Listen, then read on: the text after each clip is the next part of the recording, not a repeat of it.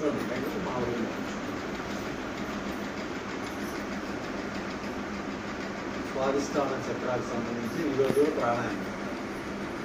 నిన్న చేసినటువంటి చిన్ముద్రకు బదులుగా ఈరోజు అదే కాకుండా ఈరోజు విభాగ ప్రాణాయామంలో కనిష్ట విభాగం. ఇది కూడా కింది వైపుకే పనిచేస్తుంది కాబట్టి కనిష్ట విభాగ ప్రాణాయామం. స్వాదిష్టాన చక్ర, మూలాధార చక్ర రెండుకి ఉపయోగపడుతుంది. దీర్ఘంగా శ్వాస తీసుకోండి, నిదానంగా వదలండి.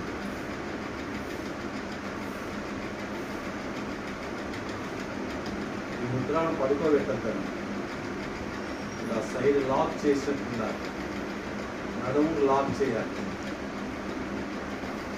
బొటన వేలు మిగిలిన వేల మధ్య ఉండేటువంటి దాన్ని లాక్ మాదిరి లాక్ చేసేయాలి.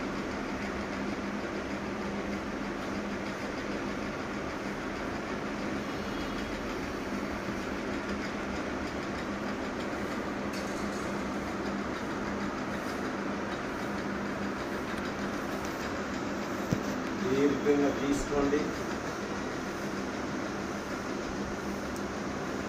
తీసుకుంటున్నప్పుడు ఎక్కడ కదలికలు వస్తున్నాయి గమనించండి. ఇది నాభికి కింది వైపు నుంచి కింది వైపు జరుగుతుంది. నాభి దగ్గర నుంచి కింది వైపు పూర్తిగా మీ మనస్సును అక్కడే ఉంచండి.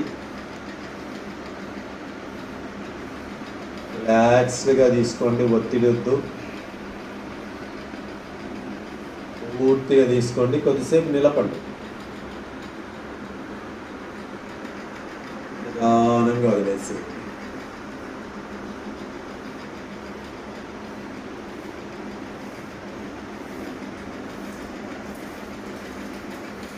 పూర్తి స్థాయిలో తీసుకోండి. కొద్దిగా కాకుండా మీరు ఎంత తీసుకోగలుగుతారో అంత తీసుకోండి.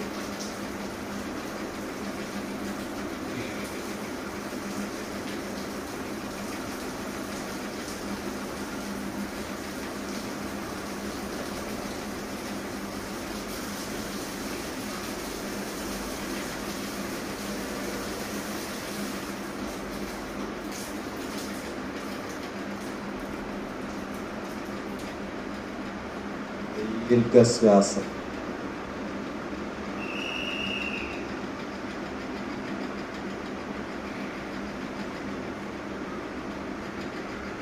వచ్చినప్పుడు ఏ ముద్ర పట్టుకుంటారో అది పట్టుకోండి. వెన్నుముక నిటారుగా ఉంచుకోండి, ఇక కదలద్దు. ఏక దృష్టిని స్వాదిష్టాన చక్రం, ఇంద్రియాలకు పైన వెన్నెముక భాగంలో మీ దృష్టిని ఉంచండి. 6 దళములు కలిగి కాషాయ వర్ణంలో ఉన్నటువంటి ఒక పుష్పం లాగా ఊహించుకోండి. ఈ యొక్క పంచభూతాల తత్వం జలతత్వం.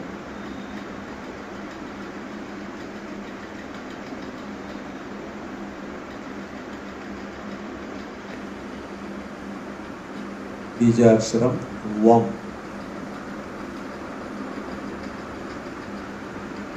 ఈ దృష్టిని అక్కడే కేంద్రీకరిస్తూ బీజాక్షరం యొక్క చాంటింగ్ను వింటూ ఉండండి. అలాగే మీరు కూడా మనసులో చాంటింగ్ చేయొచ్చు.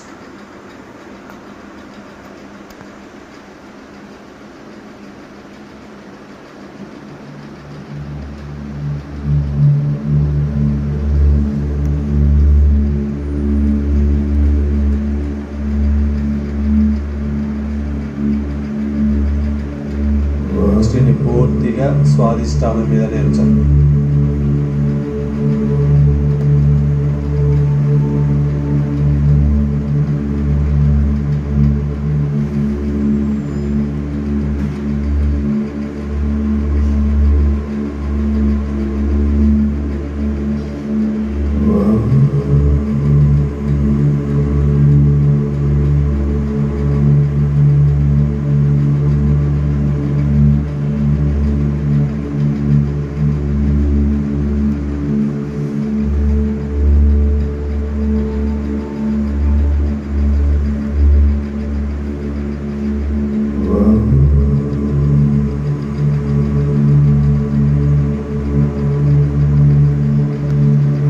చక్రాలు మనం చెప్పుకుంటున్నాం కదా, మూలాధార చక్రము, స్వాధిష్టానము, మణిపూరకము, అనాహతము, విశుద్ధి. ఈ ఐదింటికి పంచభూతాల తత్వాన్ని ఆపాదించాలి. ఒక్కో దానికి ఒక్కో రకమైనటువంటి పంచభూతాల తత్వాన్ని చెప్పుకుంటాం. మూలాధార చక్రకు ఏం చెప్తాం మనం? పంచభూతాల తత్వంలో భూమితత్వం, భూమితత్వం బేస్ అది. కాబట్టి బేస్ మనం మామూలుగా అయితే ఇంటికి ఎక్కడ నిర్మిస్తాము? భూమిలోనే కదా. కాబట్టి మన శరీరానికి వెన్నెముక బేస్, కింది భాగంలో బేస్. కాబట్టి ఇక్కడ భూమితత్వాన్ని ఆపాదించాలి. మూలాధార చక్రానికి భూమితత్వం. అలాగే స్వాధిష్టాన చక్రం, స్వాధిష్టాన చక్రానికి సంబంధించినటువంటి అవయవాలన్నీ చూడండి ఇక్కడ ఉంటాయి. ముఖ్యంగా మనకు యూరినరీ బ్లాడర్, కిడ్నీస్, అంటే వేస్ట్ను బయటికి పంపించేది. అందులో కిడ్నీస్ అనేటువంటి ఒక ముఖ్యమైన పాత్ర. తాగిన నీటి ద్వారా మలినాలు బయటకు వెళ్తాయి. అంటే ఇక్కడ ఈ భాగంలో ఉన్నటువంటి అవయవాలన్నిటికి కూడా జలతత్వం అనేటువంటిది చాలా ఇంపార్టెంట్. ఎందుకంటే నీరు బాగా తీసుకోలేదనుకోండి, ఆ వేస్ట్ మనకి బయటకు వెళ్ళేది ఎట్లా? యూరిన్ రూపంలో బయటకు వెళ్ళాలి. అందుకని జలతత్వాన్ని ఈ స్వాధిష్టాన చక్రానికి ఆపాదించాలి. ఇక్కడ జలతత్వం మీకు లేడీస్కి అయితే గర్భాశయానికి సంబంధించిన సమస్యలకు కూడా నీరు బాగా తీసుకోవాలి. అందుకని ఇక్కడ ఉన్నటువంటి అవయవాలన్నిటికీ సంబంధించి జలతత్వాన్ని ఆపాదించారు దానికి స్వాధిష్టాన చక్రం. ఇంకా మణిపూరక చక్రం, మణిపూరక చక్రం యొక్క యాక్టివిటీస్ అంటే ఏం చేస్తుంది? జీర్ణశక్తి. జీర్ణశక్తి బాగుండాలంటే ఏముండాలి? పొట్ట లోపల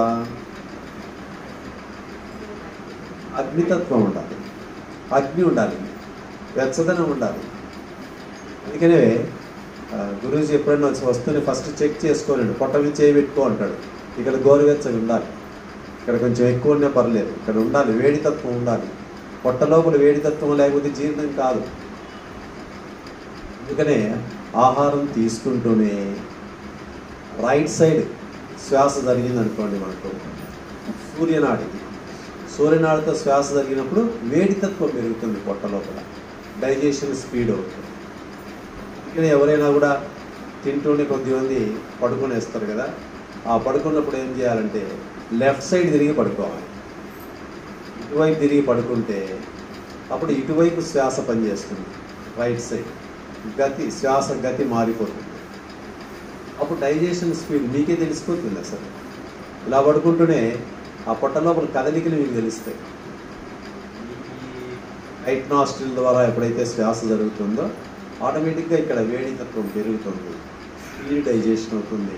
ఒక 20 minutes 30 minutes అలా పడుకొని నిద్ర వేయడం ఇబ్బంది లేదు. అందుకని లెఫ్ట్ సైడ్ తిరిగి పడుకోవాలి. అందుకే ఋషులు ఒకటి పెట్టుకుంటారు, దండం పెట్టుకుంటారు. ఎందుకు? ఎవరిని కొట్టడానికా? కాదు, దాన్ని వాళ్ళు శ్వాస గతిని ఎప్పుడు కావాలంటే అప్పుడు మార్చుకోవడానికి. ఇటువైపు సంఖ్యలో పెట్టుకున్నారనుకోండి, శ్వాస గతి ఇటువైపు జరుగుతుంది. ఇటువైపు పెట్టుకున్నారనుకోండి, శ్వాస గతి ఇటువైపు జరుగుతుంది. ఇప్పుడు ఈ విధంగా పడుకున్నప్పుడు ఏం జరుగుతుంది? ఇక్కడ ఒత్తిడి జరుగుతుంది. ఇక్కడ ఒత్తిడి జరిగినప్పుడు ఏమవుతుంది? ఆటోమేటిక్గా ఇటువైపు శ్వాస జరుగుతుంది. మీకు ఇప్పుడు శ్వాస చూసుకుంటే రెండు వైపులా సమానంగా ఉండదు. మీరు గమనించుకొని చూడండి.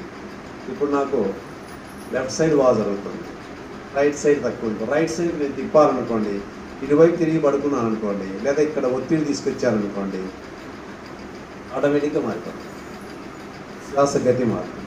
మామూలుగా అయితే ఏమవుతుందంటే అది 90 నిమిషాలు ఎంత టైం ఉంటుంది, మారుతూ ఉంటుంది శ్వాస. ఒకసారి రైట్ సైడ్ అయితే ఒకసారి లెఫ్ట్ సైడ్, అంటే రెండు వైపులా జరుగుతుంది. కాకపోతే ఎక్కువ తక్కువ అనేది ఉంటుంది, అది ఎంతకదే మార్చుకుంటూ ఉంటుంది.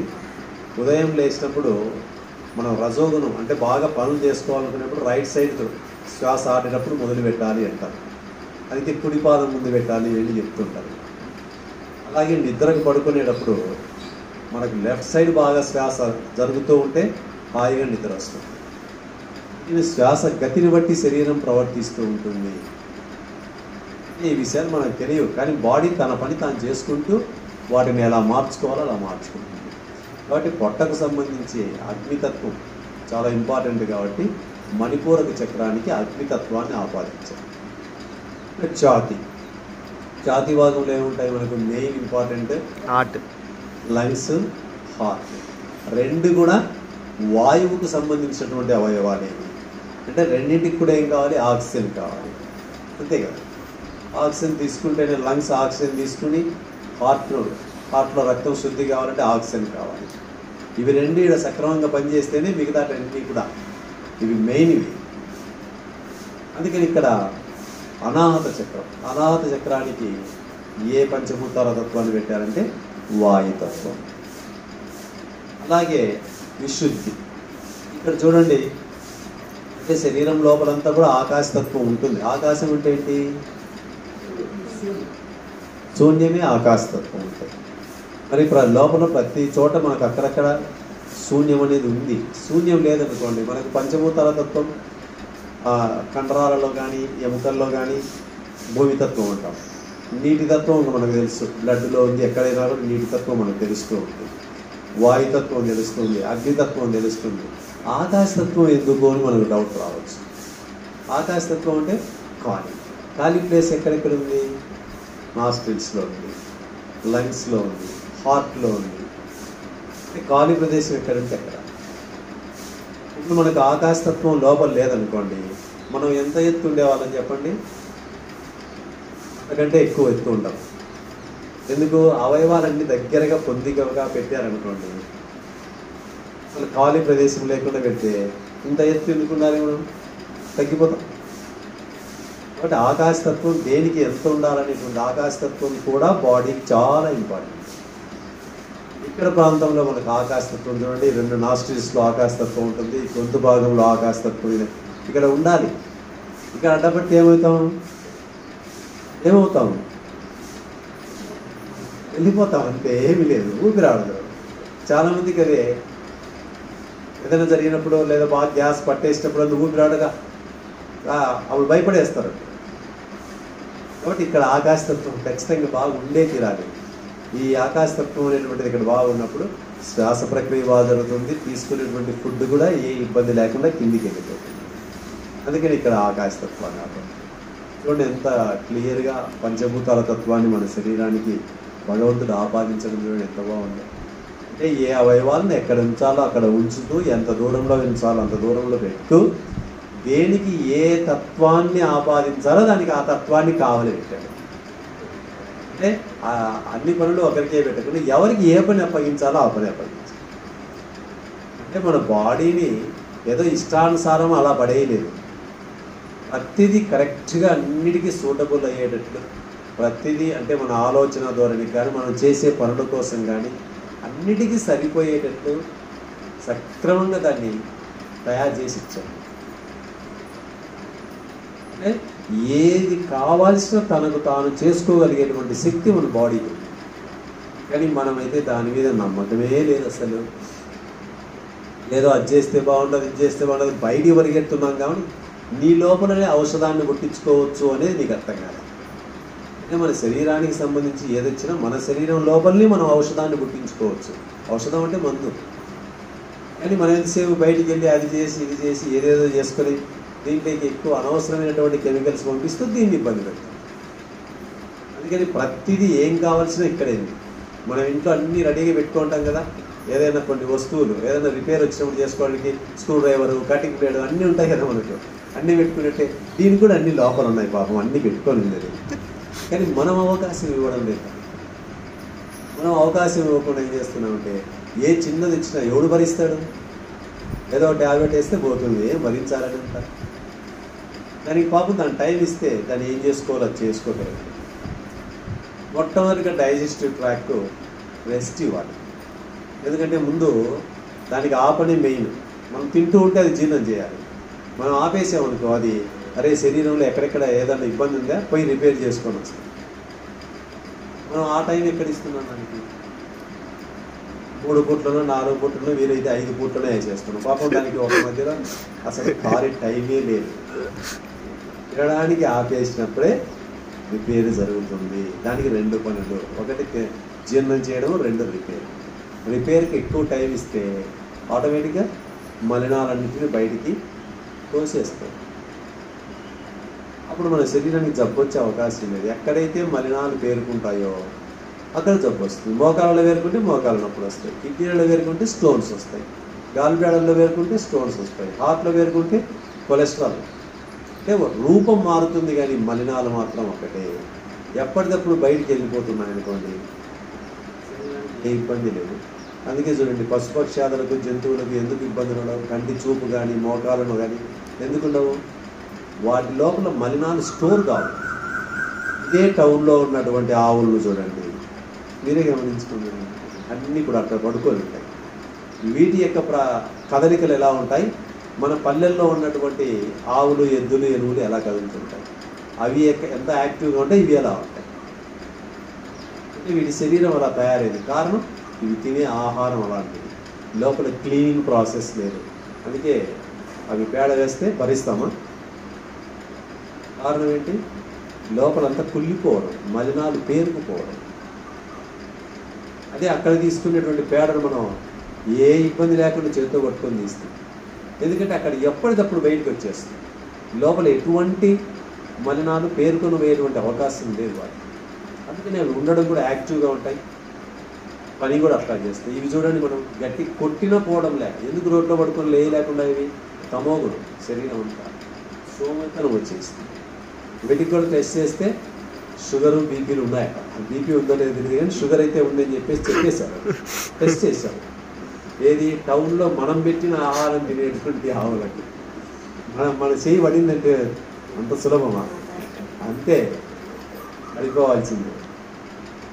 కాబట్టి ఇలా ఉంటుంది శరీర తత్వం. అందుకే చక్రాలను యాక్టివేట్ చేసుకుంటే అప్పుడప్పుడు మీరు ఖాళీ కూర్చుంటూ మనసును ఉంచండి. మీకు సంబంధించిన సమస్య ఎక్కడుందో ఊరికి అలా మనసును ఉంచండి అంతే. మీరు ఏం చేయమని చెప్పలేదు. మీరైతే మనసు లోపల ఆ బీజాక్షరం యొక్క చాంటింగ్ మొదలుపెట్టుకోండి. 2 నిమిషాలు, 3 నిమిషాలు, 5 నిమిషాలు మీ ఇష్టం. అదే ధ్యానం అయిపోతుంది. ఎంత వస్తాం ఆ టీవీలు, సెల్